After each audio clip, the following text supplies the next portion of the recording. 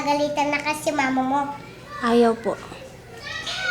Pakinggan na kasi mama mo kang isang pang kailangan. Ha?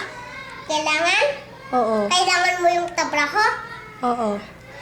Kung hindi mo kaya ng trabaho, maging tao ka. Opo. Ayaban ko lang sir mo. Bagkat hindi mo ayaw mo si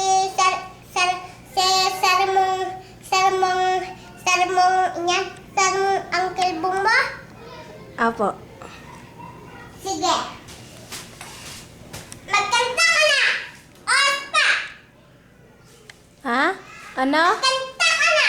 At oras pa, pinakaloon yung si mami mong ganitong ungit niya. Opo.